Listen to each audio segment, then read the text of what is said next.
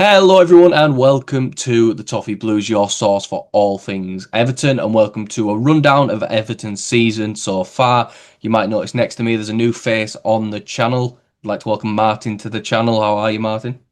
Yeah, I'm good. Thank you. Thank you. Lovely to be here. Yeah. Martin will potentially be doing our first watch along for the Manchester United game, so if you are interested in checking that out, make sure to check around. I believe, is it Sunday we play? Monday night. Sunday, Monday night, I feel like it is. I've got it in my calendar somewhere, but I can't be bothered getting up to reach it. But all it's going to be a simple rundown of the season so far. You've heard us talk about it in every game, but we're going to get Martin's opinion, get a new face's opinion instead of the same old ones you've seen every week. So just to get into it, simple question to start off. What have your thoughts on the season been so far? Well, it's been a mixed bag, hasn't it? You look at the table at the moment. We're 13th in the league, so 11 games in. If I were to think back at the start of the season, my expectations, if I were to look at the table after 10, 11 games, I wouldn't be too far away from where we are at the moment. Yeah. Probably 10th, breaking into that top 10 would be ideal for where we thought would be this season. So 13th probably isn't far away from where I personally thought we would be. However, as the games have unfolded in the first 11 games, 4 wins, you probably think there's been some games in there where we could have won. We could have won more. My memory goes back to the first game of the season against Leeds away, Yeah. 1-0, really disappointing. Home to West Ham. Again, they're in horrible form and have been before and after our game. So again, you're thinking, could have got a win there. Ends up with a 1-1 draw, but could have got a win. So there's been instances along the way, away at Sunderland, where we thought we dominated the first half, could have got a win there. So overall, we're not too far away from where I thought we would be. But as the games have unfolded, we probably could have got at least, I think, 2 more wins out of that than we should have. So then we could have been in that top 10, that it just breaking into that top 10 where we want to be. And then I think a lot of our fans, me personally, would have just felt a little bit more comfortable than how we feel at the moment. Yeah, 100%. I feel like it's a story of the season so far. It's these really good halves of football. It's like Jekyll and Hyde halves. The first one that pops into my mind is, and it's because it's the most annoying one, is the derby. Yeah, That second half. If we had a little bit of clinical finishing up front, it's all of a sudden it's a possibility with the run they went on after to say we're the ones. Or yeah, after that run could have started with us. And you look at I think Sunderland as well because I said this at the time. I know this is a little bit controversial or not, but realistically, at halftime we could have been 4-0 up. yeah, we had There's the chances. Garner chance, the Grealish hit in the post. Then Hmm. there's obviously the goal, and then Barry's miss. Yeah, And all this, you put that into perspective. It's just this because I think a lot of the Grealish and the Garner ones were, put no because of where they were shot from. But if you watch them, it's just an inch closer of the post and it's bouncing off the inside instead of the outside. And then all of a sudden, we're talking about a completely different story for us. But yeah, I definitely agree. It's one of those where it's probably about where I expected. Anywhere between 10th to 13th, maybe a bit higher, because especially with how the season's been this, I don't think we will because of how tough our December run is, but we put yeah. 2 or 3 wins in a row, all of a sudden we're in Europe. That's how it is this season. It's the closest I can remember it being. It feels like it's relegation, then it's every team between bloody 15th to 7th are all in the same race right now. Definitely. And you look at the bottom, and we've been worried about the bottom half of the league for so long now. But you look down there and you see Wolves rock bottom, 2 points. I mean, you don't even see them getting a win anytime soon, do you? So you No sort of chance. you sort of got a little bit of security, at least from Wolves. But Yeah. everyone upwards, 19 upwards. Sean Dyche going into Nottingham Forest. They're on 9 points. West Ham, Burnley on 10, Leeds on 11, and Fulham on 11. So us being on 15 points, there is a bit of a gap there. There's a bit of a security barrier. However, couple of wins for those teams at the bottom there, and you are dragged into it a little bit. So it's definitely a very busy December period we've got coming up, and like you say, we've got some tough games coming in there as well. Yeah, I think it's one of those, isn't it? Though I feel like we're just a team, and I don't want to harp on this forever, but I think the point to get is we just seem to be a team that play up to our opposition or down to our opposition. We Mm, look terrible against West Ham. Second half against Liverpool, we look like a top four side.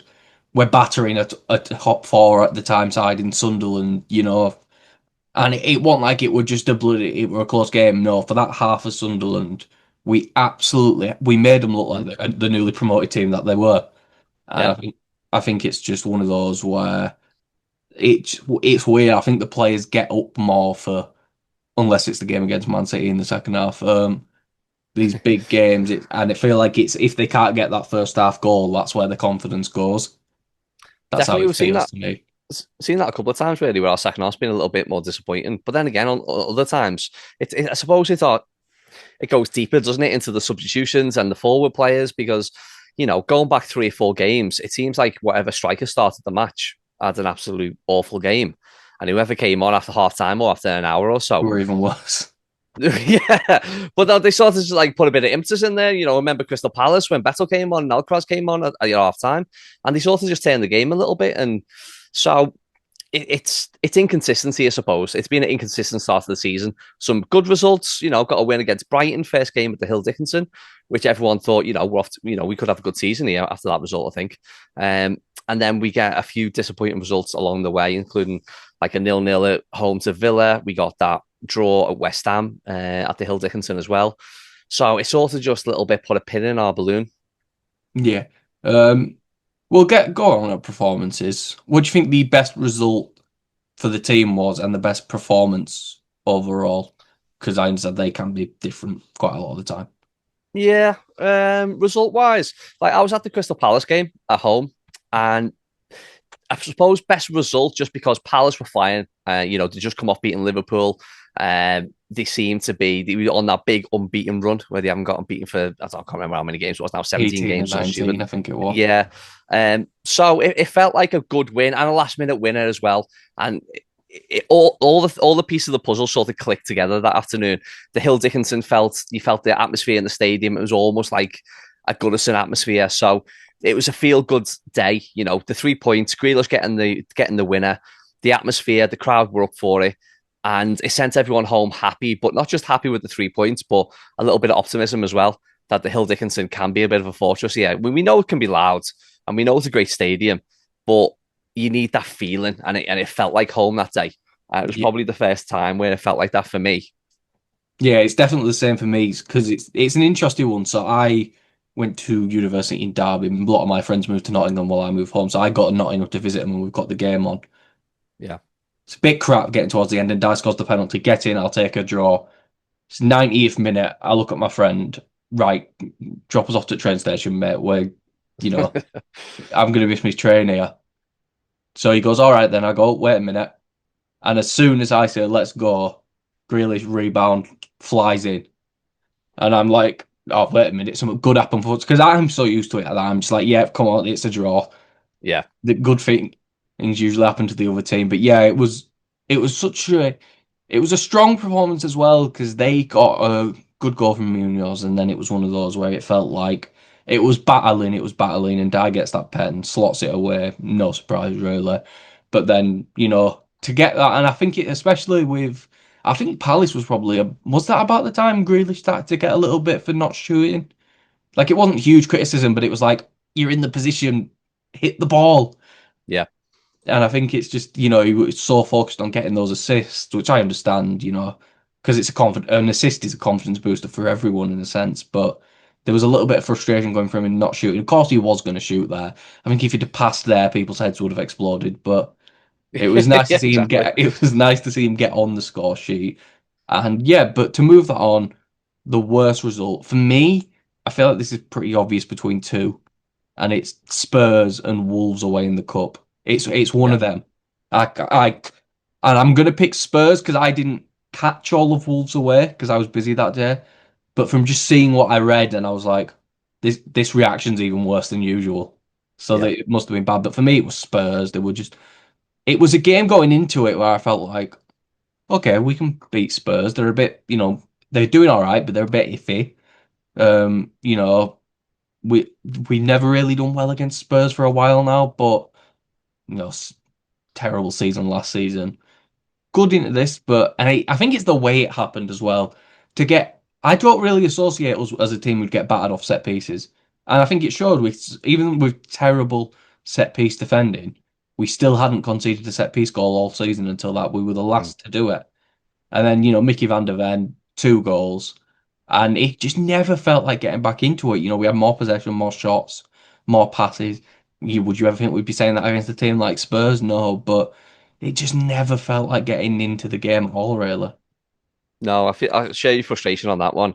Um, for me, the worst result, the Wolves game, yeah, in the cup, absolutely, just because there was so much optimism going in. Can we have a good cup run?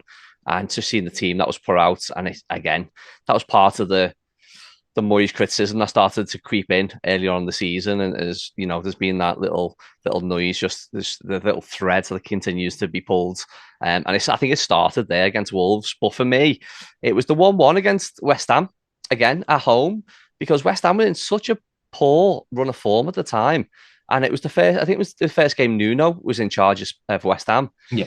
and I suppose they had a little bit of a new manager bounce, but it hasn't really happened since. So you look back at that and think, oh, we really should have capitalised on that. 3 points at home to West Ham.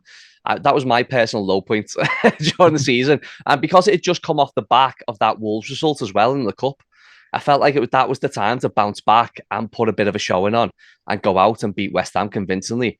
And we fell down. So that for me, I mean, performance wise, again, I didn't think we were all that bad against Tottenham. Of course, the set pieces, we let them in, and we really disappointed ourselves. But I think generally against Tottenham, again, I wasn't overly critical of the performance in general play. I thought we were the better team in general play. Yeah, It's 100%. just they had the decisive chances and they put theirs away. Um, but hoping Monday night against Manchester United that we're not going to fall into that worst performance sort of, because we've had some stinkers away at Manchester United over the years. I'm hoping, fingers crossed, we don't. That one isn't a contender for worst performance of the season after Monday night. Yeah, it's bad when your best memories from Old Trafford's an Andros Townsend goal, but Mm, it's been bad, and they're turning it around. They're starting to actually look like what you'd expect for the money they've spent and the players they've got. But yeah, again, it's one of those where if we play up to our competition, and Man United, it's not like City or Arsenal where we probably go into those games going, we're not winning this one, lads. I think they're really the only two this season. Even Liverpool, the massive losing streak, the way we hammered them in that second half as well, there's a dent in their armour now. I feel like yeah. Man United don't have that unbeatable aura. It's one of those where we can go there and go, we can get something here. There's no reason why we can't. Will we?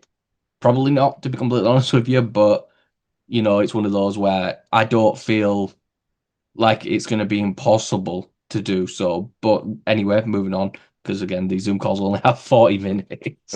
Um, who've been your standout good and bad players this season? So I'll just give you like your two or three best and your two or three worst. Yeah, so if I just think about better players for Everton this season, Michael Keane probably jumps to mind straight away. Yep. I've criticised Michael Keane so much over the past couple of years, as most Evertonians, to be fair. But this season, he's coming for Branthwaite. Branthwaite's, of course, been injured for the best part of the season. And standout player, just in terms of his defensive ability, Tarkovsky's probably struggled, at times this season. And Keane's probably looked like the better centre half alongside Tarkovsky this season almost.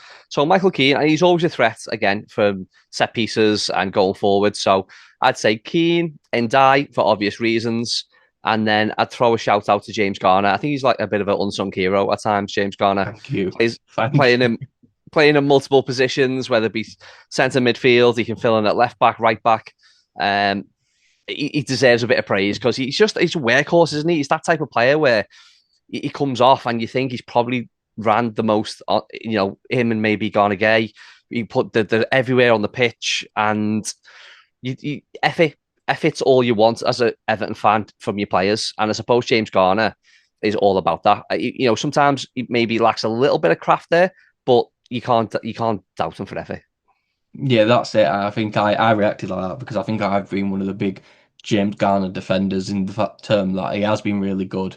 And what he gets a lot is he gets the crab comment quite a lot. Same comment Jordan Henderson got for them. It's just Yeah. sideways pass, sideways pass.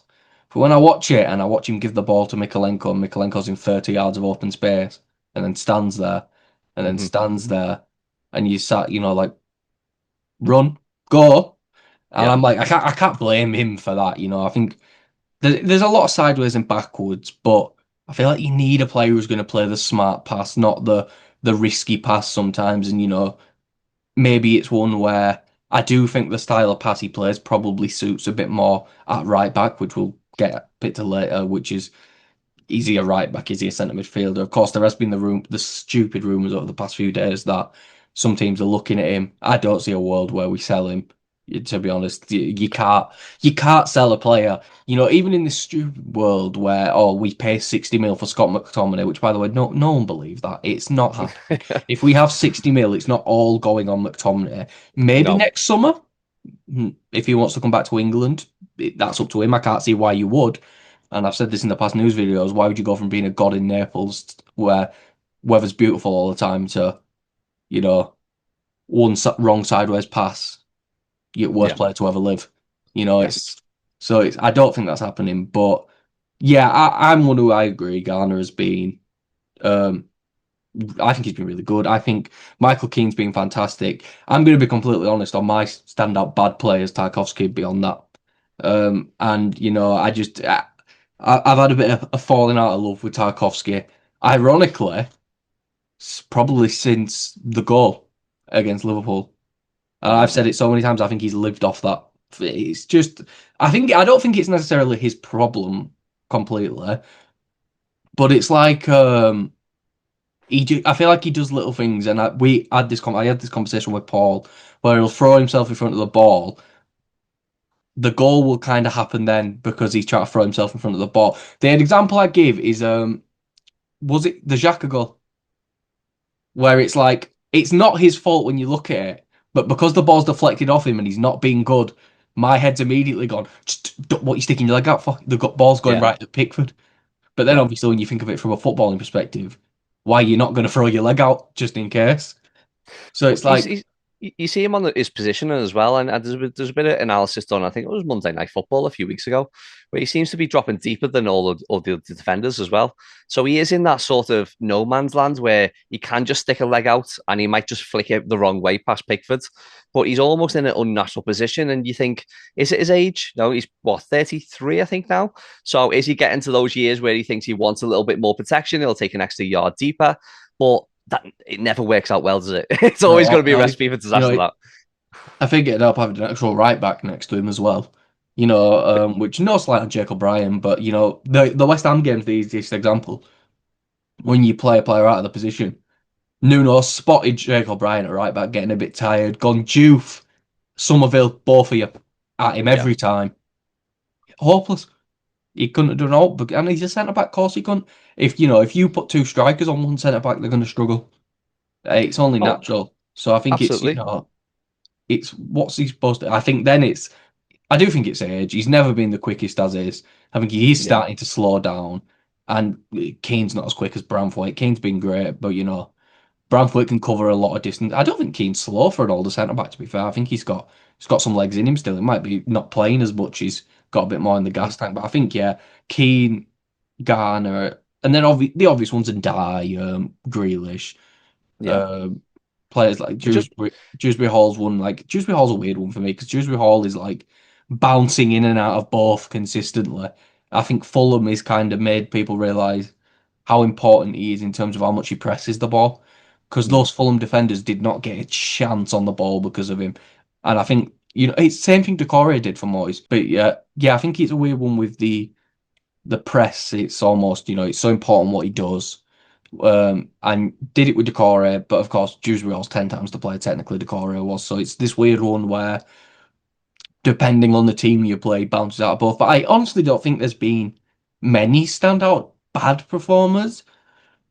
well, You know, I'd just pick, for me, if I was going to pick bad performers, Tarkovsky would be in the discussion. I'm not saying he's the worst, but it's the strikers, isn't it? it's the strikers. It's Beto, Barry, and Mikolenko at left back. Maybe he Yeah, struggled, yeah, especially the last few games. But Beto, Barry again. I touched on it earlier. We don't know. David Moyes seems to not know which one to go with for most games. He's almost just rotating, on will, and whoever makes a mark in that particular game, maybe he'll get the next one. I always think away from home, Moisey likes going with Beto because he's a bit more rough and ready. He knows what the Premier League's all about. He's had a bit more experience in terms of last season, so Beto is almost like his go-to for away games. However, Barry got the nod against Sunderland. He didn't do himself a great amount of justice there. Of course, that miss at the back post, which obviously Moyes wouldn't have been happy with. But he got the nod again against Crystal Palace, which surprised me as well. But to be fair, probably his best game in an Everton shirt, Barry against the last game against Fulham, sorry, is Barry's best game against Fulham. He got the nod and he done really well, and he got a standing ovation when he came off the pitch, and that can only do Barry well. It will get his confidence up. He'll know that he's got the support from the Everton fans. I'm sure the coaching staff and the manager will be right behind him after that game. It's not just his willingness and his effort in against Fulham. It was a link-up play. He looked more dangerous. Okay, didn't particularly have a fantastic amount of chances that we could say he could have scored some goals, but his overall play, I would say, was better than any part of the season we've seen before.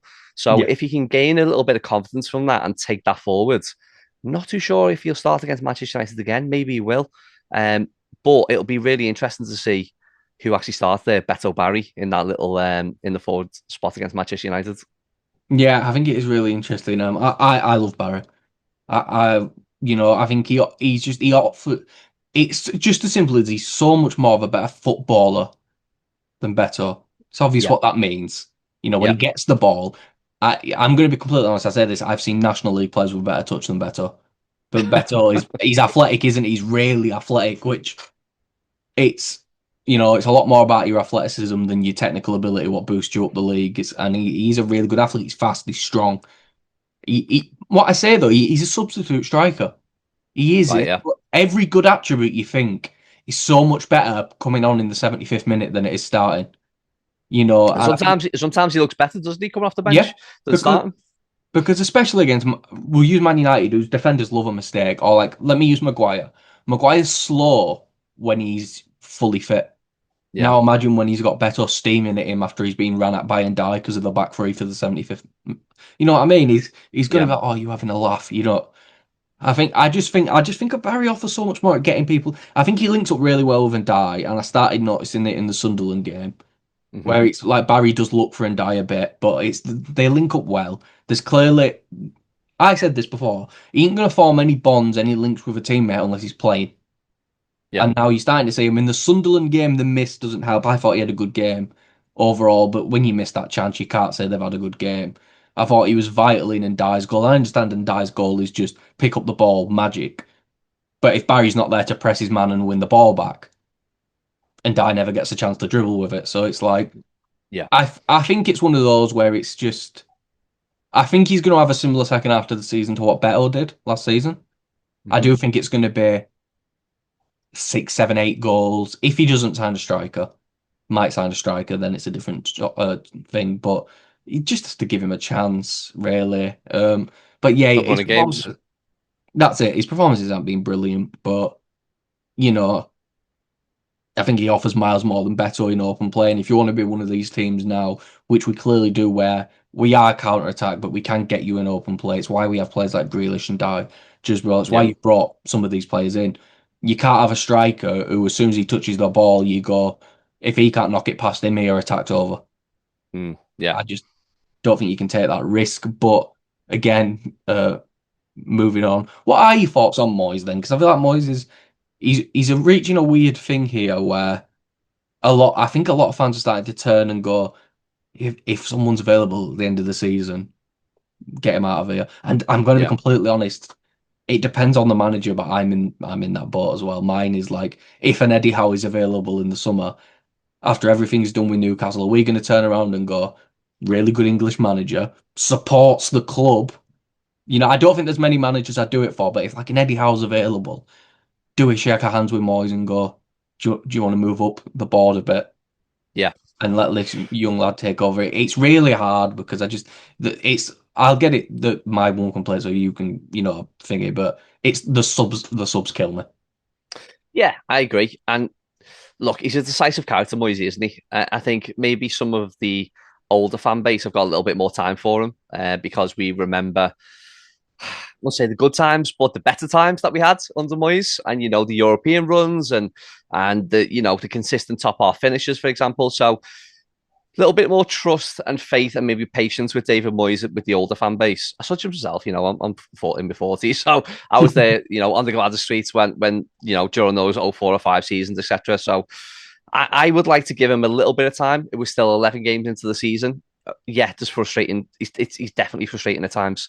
The substitutions, we're one of the lowest ranked teams in terms of bringing on subs, out of all the Premier League teams. So he doesn't use his bench often enough. He's got players on the bench that we've paid a lot of money for in terms of like Tyler Diblin. There's got to be some talent in there, and he's got to start trusting him at some point to come on and give us at least a glimpse in matches of what he can do. So there's things that Moyes can do better, but we're 11 games in. I think trust them over a 38 game period. I don't want to sound like Sean Dyche too much, but give him the season, give him the run of games, and we'll see what he's made of. Again, he's had one transfer window as well. Yeah. Really, let him get a couple of transfer windows in, get more of a David Moyes team. I'm not saying he's the future. We all know David Moyes is not the future, but I think he is the present, and we need to respect that. He's got a good football and brain, David Moyes. He's no mug. He's been around the game long enough. He knows all about the Premier League. He knows about Everton, especially. He knows what the fans want. He's trying to instill that work rate, the passion, the intensity into the team. It just won't happen overnight. So I'm happy to give him some time. Don't get me wrong. I can be frustrated. I can have a moan.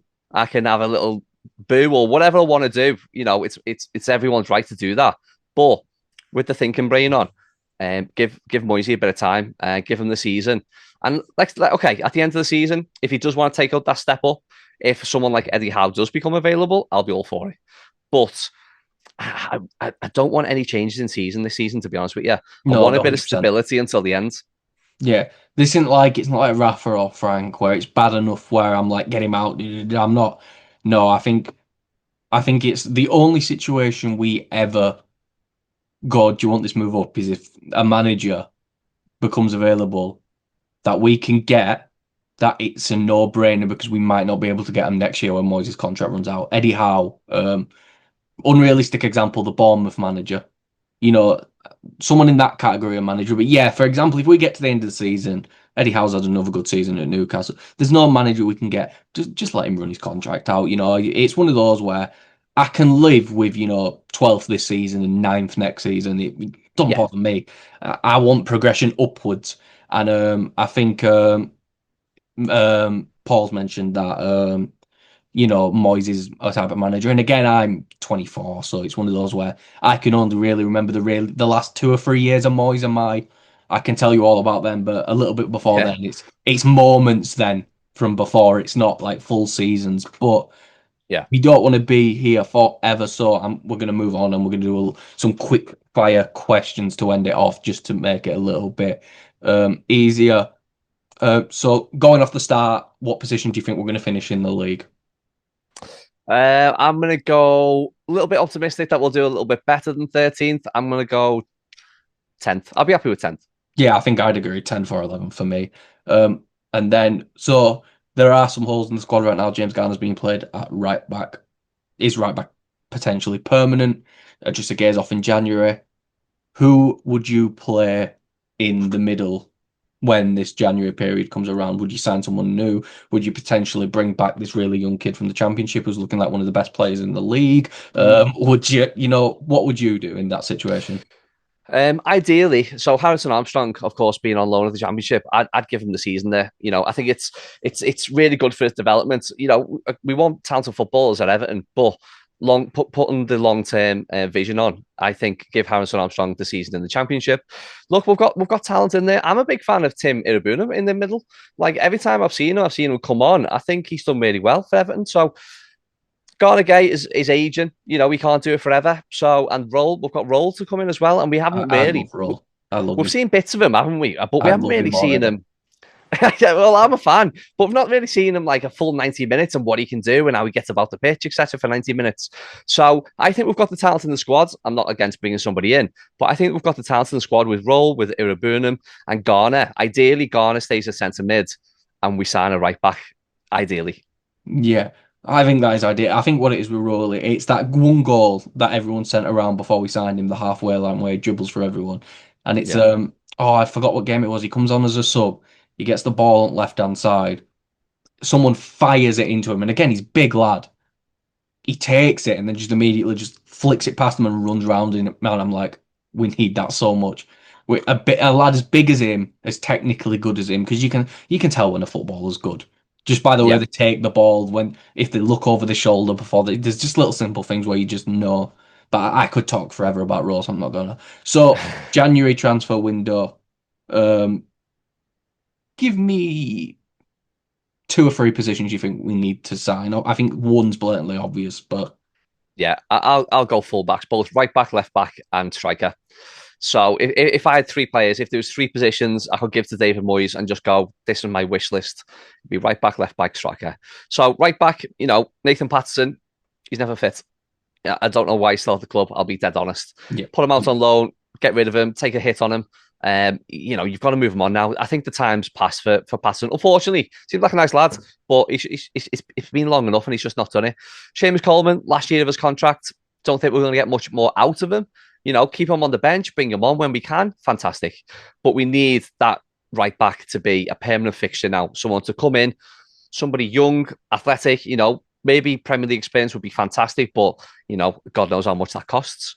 But right back would be my number one because even more than a striker, and I know that sounds a little bit silly, but the right back position is so key to that build-up play, and Ndai is screaming out for a partner on that right.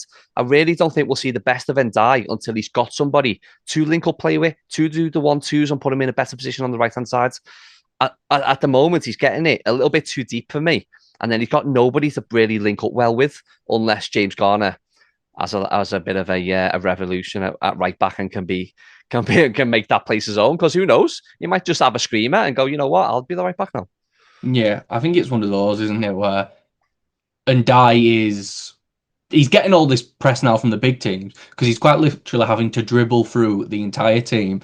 And to be Yeah, fair to him, he's doing it at least once every game. He's dribbling through six of them. yeah, There's the Man City one where he gets on the edge of the box and he's in like the tiniest space and he gets through four of them. And I'm just looking at him and going, this might be technically the best footballer I've seen at the club. Like yeah, ability wise, it's him or James Rodriguez for me. It's just that ability to just get the ball and go, I'm going through you. And because I don't, again, we don't want to run forever, but I can't picture many Everton players who've been able to do that. Just get the ball and just run through three players. We've had players who are good with the ball at their feet, but to this level where you look at him and you quite easily go top three dribbler in the Premier League quite comfortably.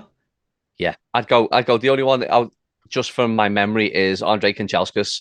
Again, I'm old enough to remember the times where he would just get the ball and just happily run at people all day long, take them on, cross, cut inside on his left foot. He was good on his right and his left, and he was an unbelievable player. But Ndai's the same. But again, on the left, he had more support in terms of his link-up play, and the majority of our play is going down the left now with Dewsbury Hall and Grealish, etc.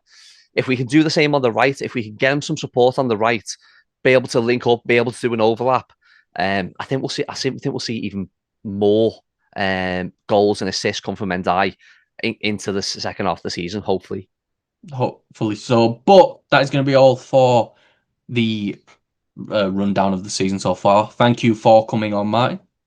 yeah, absolutely enjoyed it, mate. Thank you very much for having me. Yep. And if you do want to see more of Martin, make sure to check out the watch along for the Man United game on Monday.